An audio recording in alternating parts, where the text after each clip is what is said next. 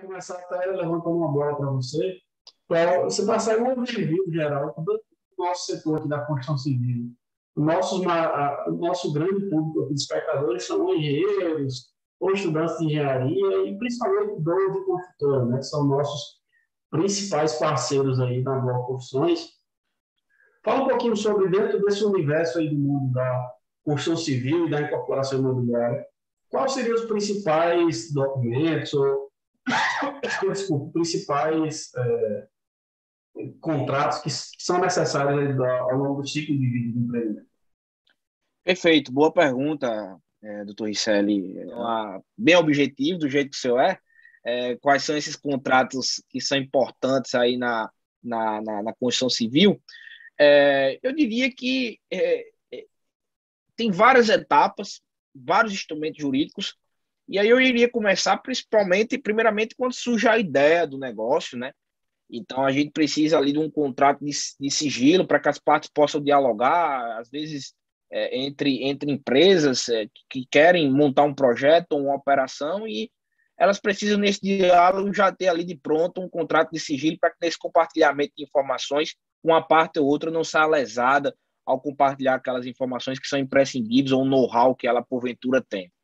Então, esse eu acho que, de pronto, já é um primeiro contrato aí interessantíssimo. Depois que se avança nessas tratativas, né, de montagem da operação ou de montagem do negócio, de quem serão os players daquele negócio, um memorando de intenções, né, em que as partes ali podem estabelecer quais serão as obrigações de cada um, quanto cada um vai aportar, qual vai ser ali a responsabilidade de cada um, né, e ali isso aí já fica claro, já fica bem estipulado no contrato para que possa se exigir daquele que está ali se comprometendo a aportar os recursos necessários e aí por diante. Então, essa parte inicial é especialmente para aqueles que venham a ter ali uma ideia nova ou venham montar uma operação e que eles precisem captar recursos, né? Especialmente nesse momento. Então, é interessante eles irem atrás de investidores e ter ali um acordo de intenções,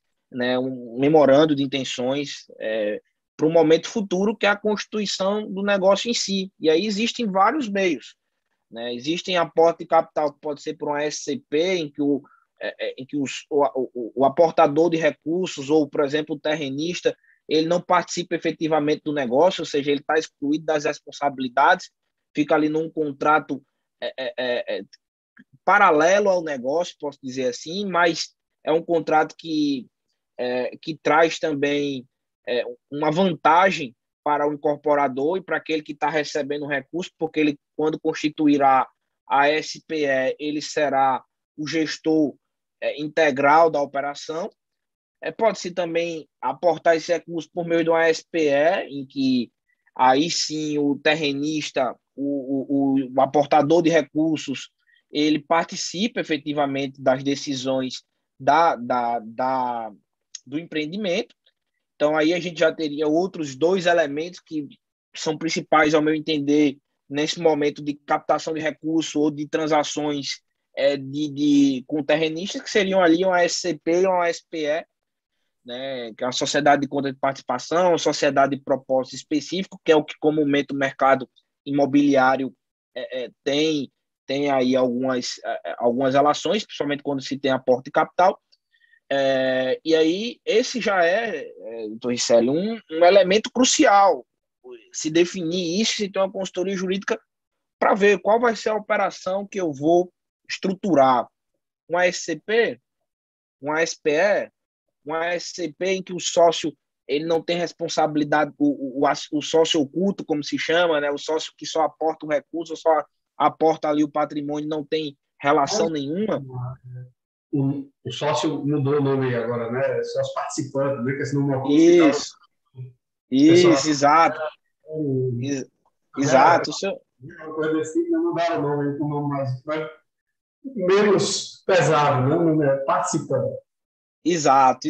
Então, assim, isso inclusive, é fundamental para alguns impactos que tem do ponto de vista tributário, alguns impactos que tem do ponto de vista societário, o controle da operação quando você recebe os aportes por meio de uma SCP, o controle da operação fica maior na mão do incorporador, que vai lá constituir a SPE e vai ter toda a gestão ali do empreendimento. Então, existem alguns elementos que aí precisa dialogar e entender a operação que se está projetando, né? Inclusive também tem, por exemplo, as escrituras de permuta, ou seja, as permutas que geralmente são feitas, se incide ou não imposto de renda. Então tem todos, nesse primeiro momento já tem aí uma série de intercorrências do ponto de vista jurídico que tem que se definir a depender do negócio, né?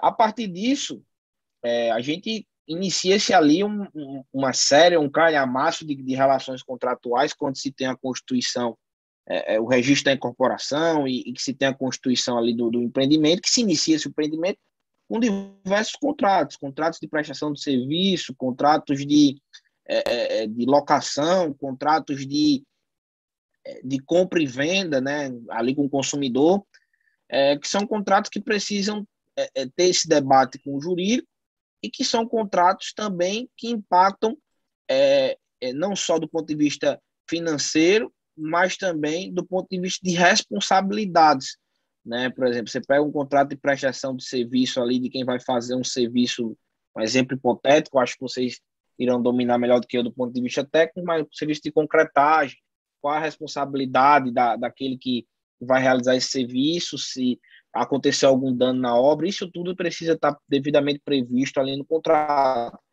E aí, chegando no fim, assim, no fim dessa operação, podemos dizer, Ctrl+C, Ctrl+V aí do mercado imobiliário, que é o serviço de corretagem e o de venda, né?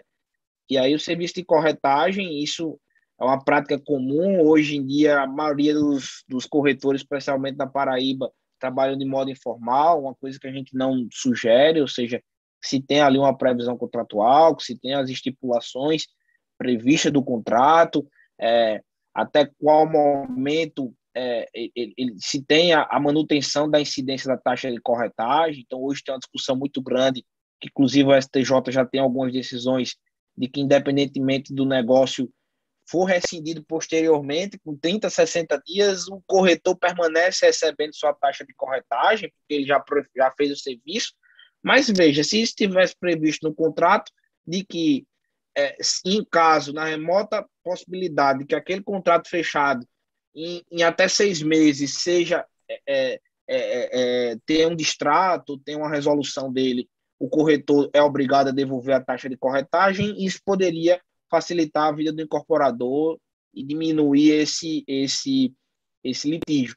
E, por fim, o contrato de compra e venda, né, de unidades, ou, enfim, de lotes, que precisa estar bem delineado, e hoje, conforme eu adiantei anteriormente, precisa ter, de acordo com a nova lei de distratos, uma síntese dele inicialmente, que é o quadro resumo, que vai estar lá basicamente todas as informações importantes que vão constar no contrato de promessa de compra e venda, né? Então, isso é um ponto que o mercado, em alguns contratos que a gente vem observando, não tem. Além disso, a nova lei de distratos trouxe vários elementos que precisam ser dialogados com os incorporadores, que é a questão dos percentuais de distratos, do percentual lá a ser retido no caso de distrato.